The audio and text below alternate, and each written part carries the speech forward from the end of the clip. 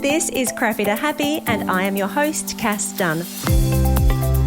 I'm a clinical and coaching psychologist, a mindfulness meditation teacher, and of course, author of the Crappy to Happy books. In this show, I bring you conversations with interesting, inspiring, intelligent people who are experts in their field and who have something of value to share that will help you feel less crappy and more happy.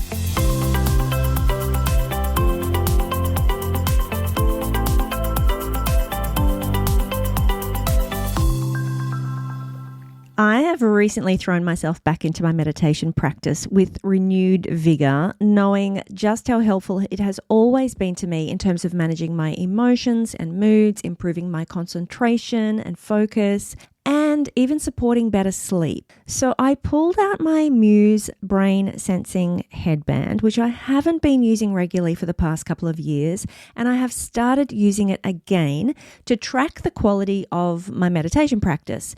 Now, when I pulled it out and re-downloaded the app, I was really pleasantly surprised to see a whole lot of new features in the app, including something called alpha peak frequency, which I don't quite understand, but is a measure of cognitive performance, and also 3D neural soundscapes from the Monroe Institute, which are apparently quite famous for binaural beats and things like that. So I was really excited by this, and I wanted to tell you about it in case you are thinking of either beginning or restarting or improving your own meditation practice in the new year.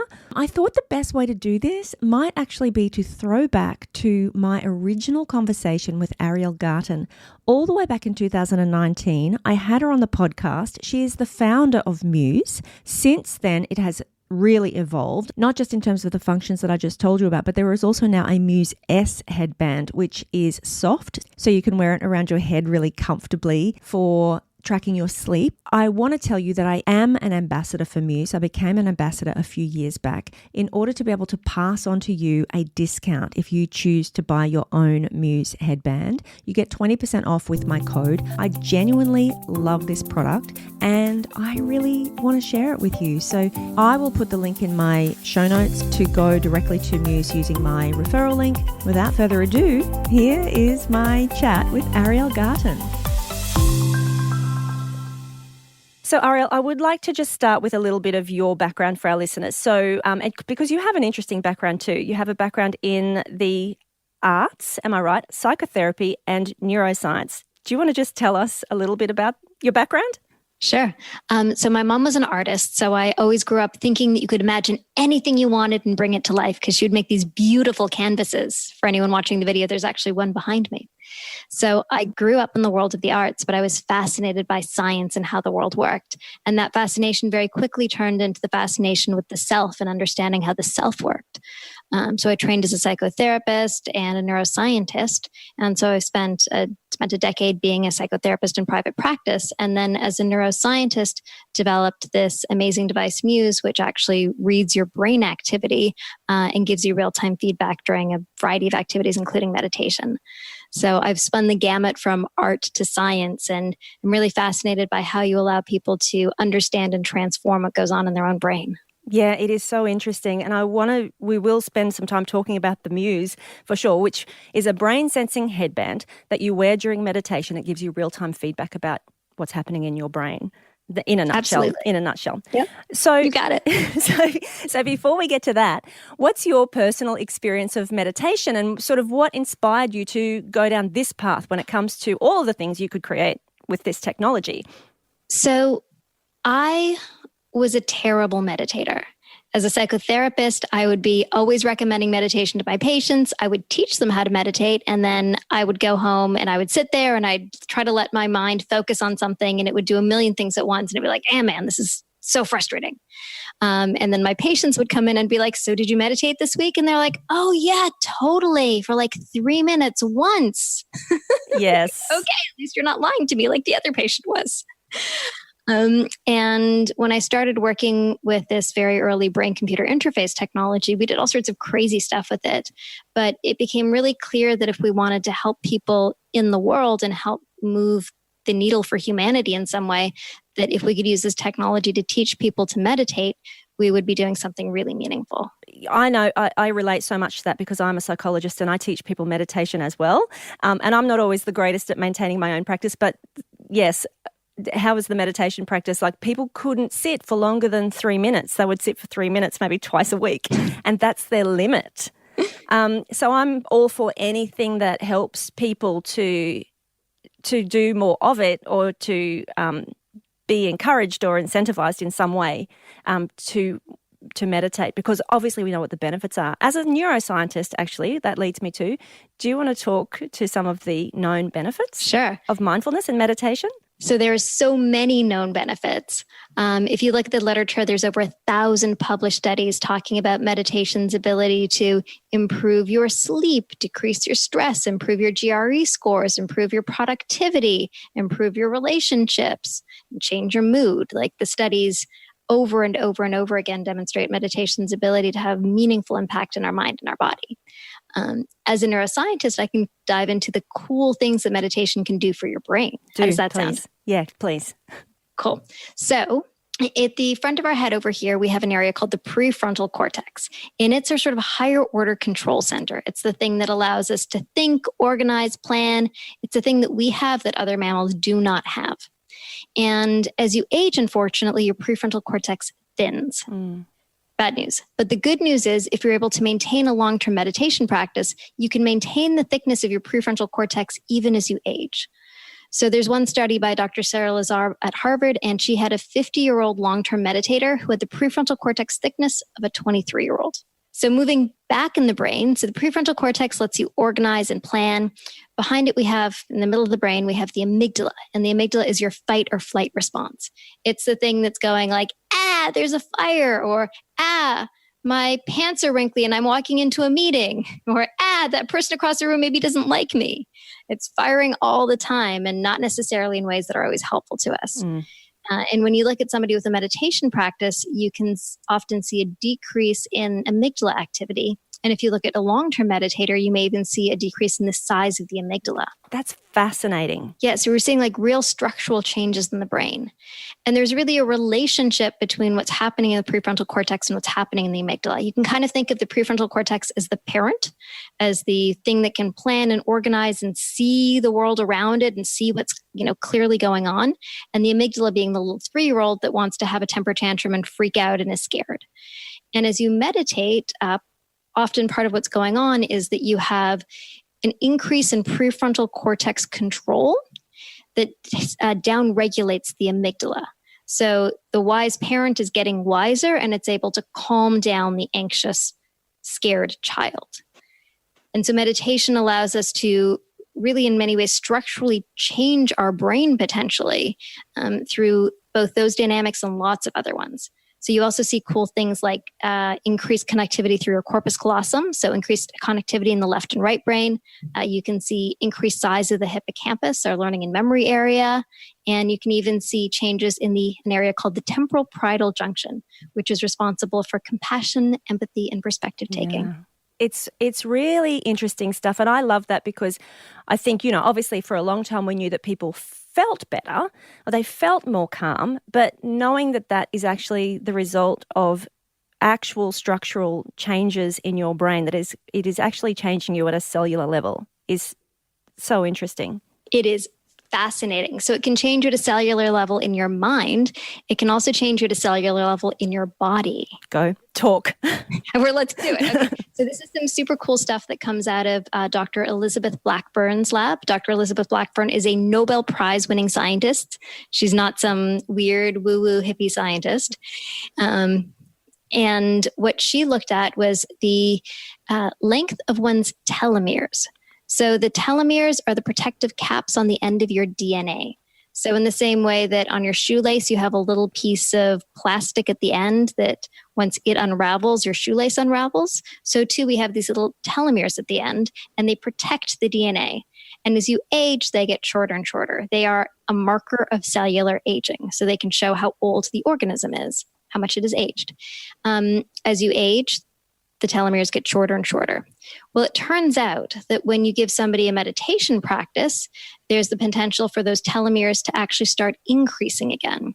And in Dr. Blackburn's landmark study, she showed that moms who were chronically stressed carrying chronically ill children, when they were given a meditation practice, were actually able to increase the length of their telomeres. And that finding has been replicated over and over and over again in various populations and average populations as well. So we're literally potentially reversing the aging process. Potentially. I mean, that's an incredibly big claim to make. I know. But when you look at the literature, there's some pretty interesting conclusions that you can come to. And Ariel, are you aware of any of the research I'm just curious about? Because I know that there's also studies about compassion meditation specifically. For example, basically turning off and on the genes for disease. Have you read any of that research? So you're referring to meditation's ability to have an epigenetic impact in the body. Yes. So overall, when we look at the meditation literature, there's just like we were turning on the gene for telomerase being the enzyme that would lengthen your telomeres, we can also, through meditation, potentially turn on and off genes in your body that increase your immune system, that help you go into rest and digest, that in general improve the health of the organism overall. It's not a panacea. I don't want to oversell it, but there's, fascinating avenues that the literature points to. It's pretty compelling.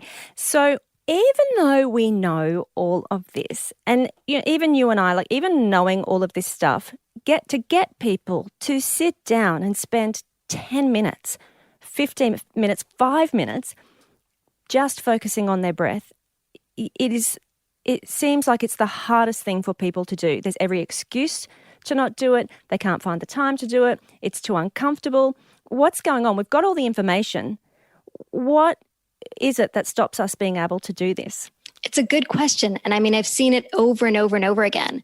And for some people, it was like, oh, well, meditation is woo-woo. But that perception, I think, has gone away. At this point, everybody knows they should be meditating. It's, part of a balanced lifestyle. You eat well, you brush your teeth, you go to the gym, and you meditate.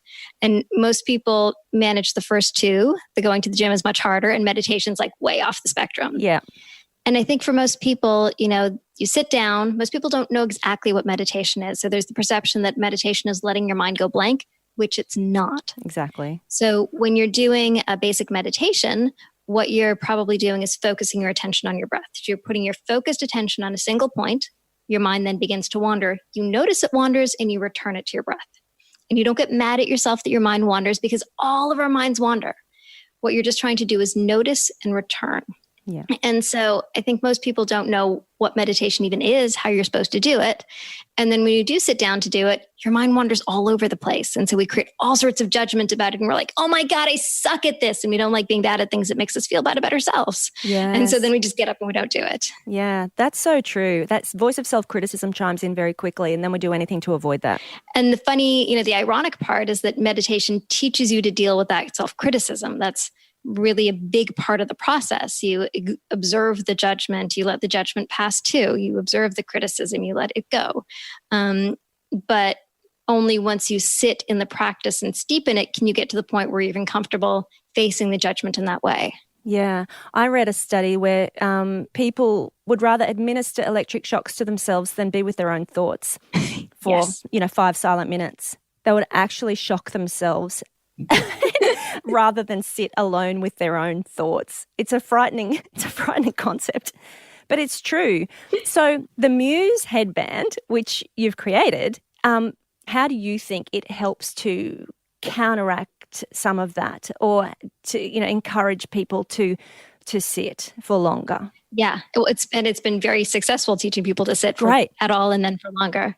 And so what Muse does is it gives you real-time feedback on your brain while you meditate. So it answers that first question of what am I supposed to be doing? And then it also answers the second question people typically have, which is, am I even doing this right? What am I supposed to be doing? What's going on in my mind? Is this working? And so with Muse, we're literally reading your brainwave activity. We're reading your brain, and we're letting you know when you're quote unquote doing it right, when you're in focused attention, and when your mind is wandered, cueing you to when your mind is wandered so that you're cued to come back to your breath. It's kind of like having rumble strips for the road. It's like you're going down the right path. Oh, you're going off. Come on back. You're going off. Come on back. Good analogy. And so we're able to get real-time feedback that really teaches you what to do and reinforces you and holds your hand using super solid neuroscience. And then at the end, you're actually able to see what your brain is doing. So you have charts, graphs, stats, gamification, stuff that makes it fun to meditate and to come back and do it session after session after session. And I have been using a Muse for the last few weeks. And so just to explain to anybody listening, what happens is you put it on, wrap it around your head, it just tucks behind your ears, and then you have an app on your phone which will tell you to start meditating, and it collects the data. And then what happens is you've got earphones in, or you listen to sound on your phone, and so as your brain becomes more active, like I know there's lots of different sounds you can do, but the basic one is that storms whip up, right? Wind picks up, it becomes noisy and windy, and then when your brain calms down, it becomes very quiet. And so the whole time you're sitting, it's like it's a bit windy, oh, it's quiet. Oh, it's a bit windy, oh, it's quiet. So initially I found that I normally meditate in silence. I've been doing it for quite a long time. Initially I found that a little distracting. And initially I was questioning. I was going, but I was not thinking then. Why is that wind up? Why is it doing that? Because my mind was very calm then, I'll have you know. Like I was almost arguing with the device. But eventually you do learn to kind of tune it out. So for somebody who doesn't have a meditation practice, it's not distracting from your practice. It's just like, okay, now I'm learning. I actually have a teacher in my head. And for those who do have a practice, very quickly, it just becomes this intuitive sense that the sound is your brain. Yes. And so you're hearing when your brain is noisy and stormy and when your brain is quiet.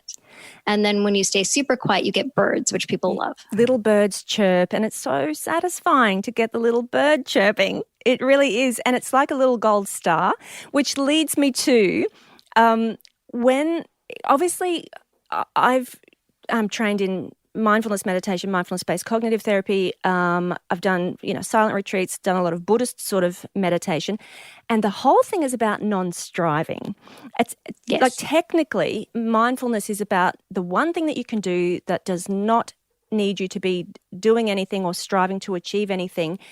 And yet built into the Muse is this kind of, you kind of want to get the birds. So it's got this striving aspect to it. Can you talk about that? Because initially I was thinking, but doesn't that just fly in the face of what mindfulness is all about? So the funny thing is that the birds are actually there to undermine the goal-directed nature of the gamification. So the first time you get a bird, you're like, okay, a bird sang, that's nice. And then as soon as you find out that it's a reward, you then try to get the birds. And as soon as you try to get a bird, you can't do it because now you're striving, thinking. You're working, you're focusing. And you can only really get birds by letting go. And then, so you can only get it by non-striving. And then often once people get their first bird, when they know what a bird is, they're like, oh my God, I got the reward. And then your bird flies away. And then the storms come up again. As soon as you get the bird, it's gone. Yep. So it subtly teaches you to be just as uninvested in your rewards as your failures, to be just as non-judgmental in when you get a reward as non-judgmental when you get a failure. That to me, that is because that has definitely been my experience. After using the Muse, the more often that I've used it and the more that I've become kind of just used to it, I know that I no longer sort of react, whether it's a bird or whether it's a storm. Just keep on breathing, just keep on meditating. And so we have this gamification with points and scores that people are excited about when they come in. And very quickly it moves from the extrinsic reward of points and structure that keeps you doing it to the intrinsic reward of seeing the value.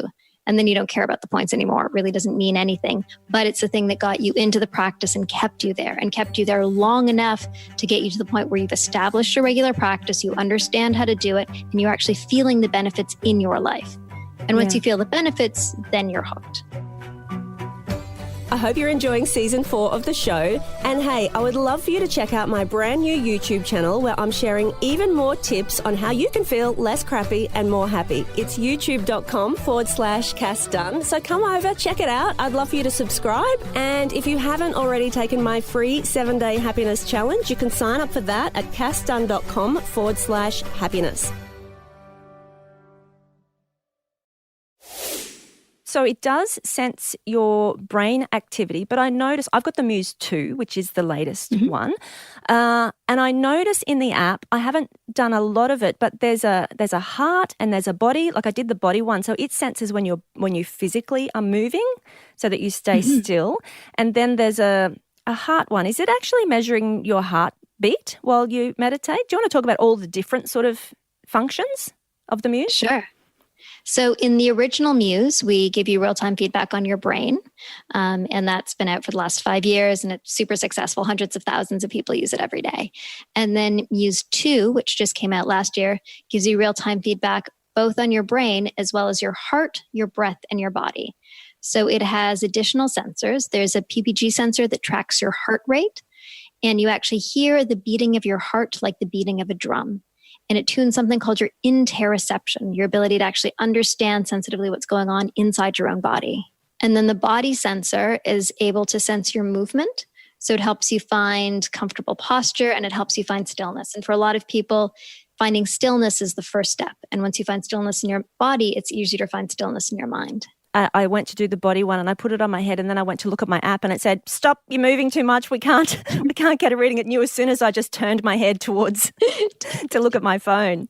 Yeah, that's the don't look at your phone warning. Yeah. So you're meditating, don't look at your phone. And then the breath sensor actually senses your breath, and we have guided breathing exercises. So in the heart meditation, you can learn to hear when your heart rate is increasing and when it's decreasing. And then in breath meditation, we teach you breath patterns to teach you to increase or decrease your heart rate, and to be able to potentially affect your heart rate variability. So obviously with mindfulness meditation, for anybody unfamiliar, part of it is also tuning into the sensations in your body. We tend to walk around the world.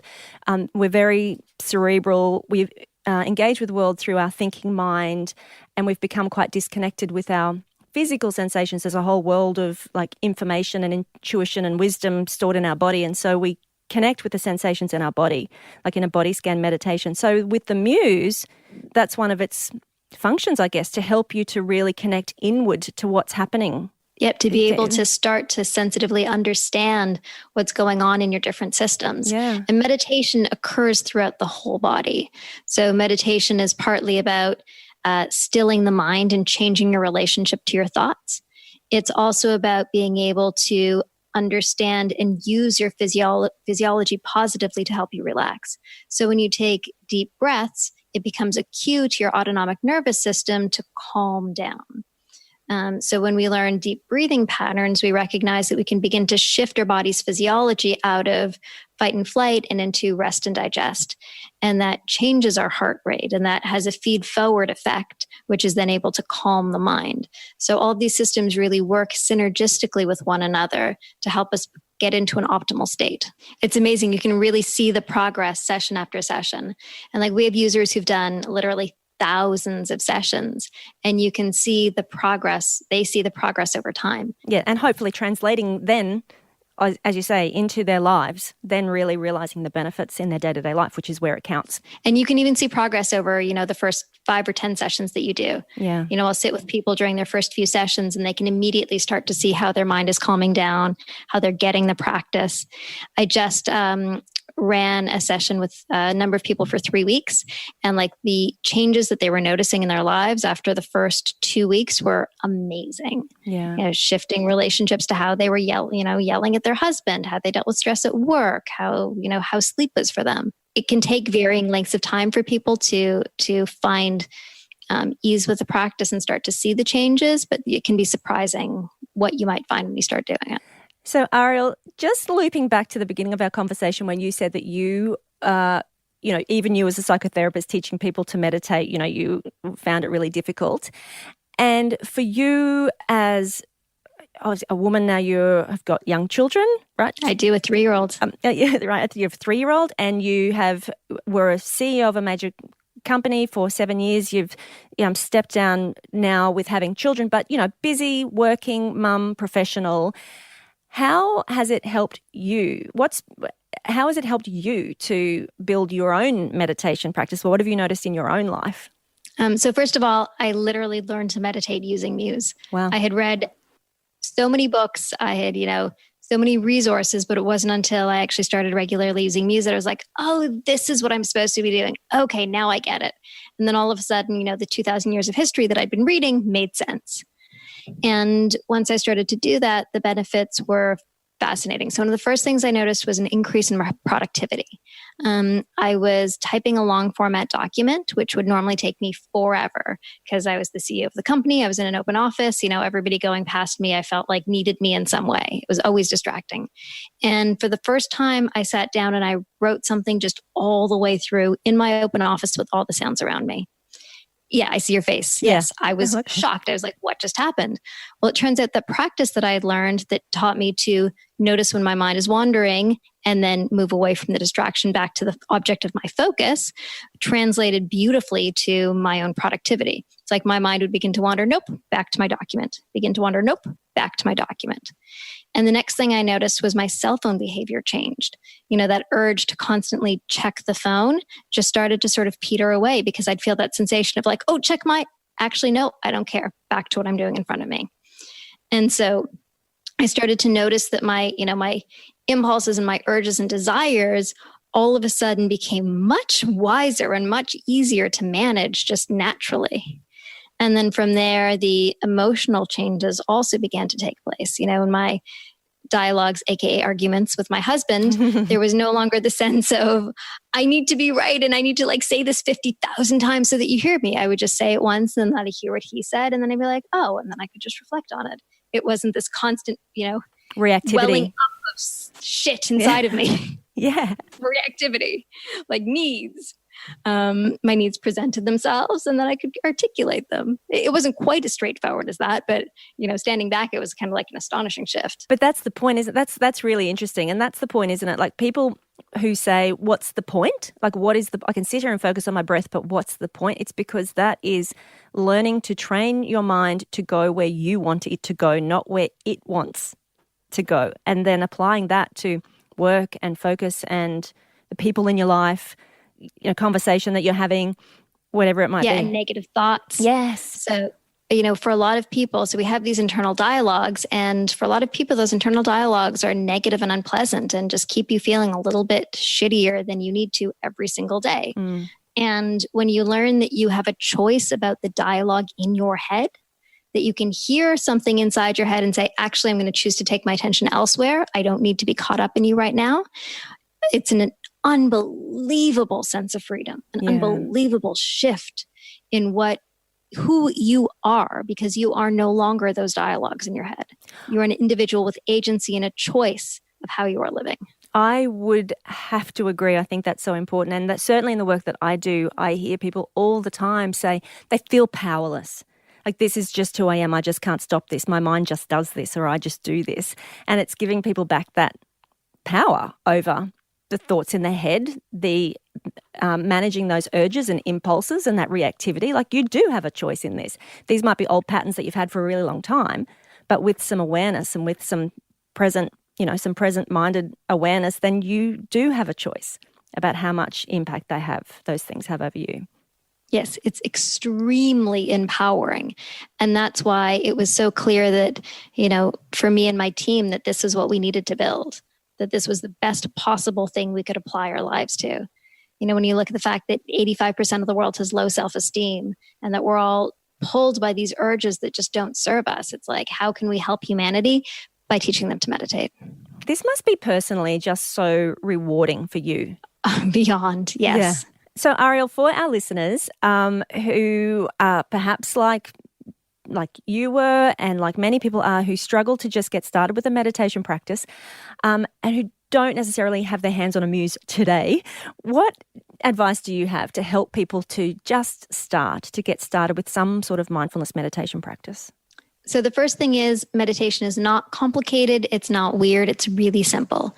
In a focused attention practice, you're just going to focus your attention on your breath. Your mind will begin to wander. At some point, you'll notice that it's wandered away from your breath, and then you'll return it to your breath. That's it. And you'll do it over and over and over again. It doesn't matter where you're sitting. You don't need to be on a mat. You don't need to be in half lotus. You don't need to have candles. You don't need anything. You can do it anywhere, anytime. You're just going to sit there, set aside a time to do it. It's useful to do a timer. You can start with 3 or 5 minutes, a very short period of time. And then you just sit there and you focus your attention on your breath. Your mind wanders, you notice, and you return until your timer goes off. And if you do that, you will totally meditated. You've meditated. And I would say even somebody potentially listening to this episode, they're on the tram or they're on the train going to work, you could just set the timer right now and just do it right now. Just breathe. Focus on your breath. Your mind will wander. That's what minds do. That's not a problem.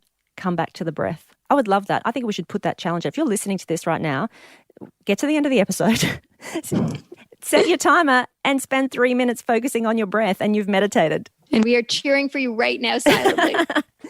Ariel, I have really loved having you on the show. I appreciate your time so much. I know it's nighttime where you are. You've dialed in after your whole dinner, bath, bed routine. I just want to say thank you so much. And I hope that people will go out and have a look for the Muse. And if not, I hope they will at least be encouraged and inspired to start some sort of meditation practice. Thank you so much. It has been such a joy and pleasure. Crappy to Happy is created and produced by me, Cass Dunn. If you enjoy the show, please hit the follow button wherever you listen to ensure you never miss an episode. Share with a friend to get me into the ears of more lovely listeners. And I would love for you to leave a 5-star rating and review. To hear more about how to join the Beyond Happy community in 2025, make sure you subscribe to the show or to my email list. You can find the link on my website, cassdunn.com. Thank you so much for being here, and I cannot wait to catch you next week for another fabulous episode of Crappy to Happy.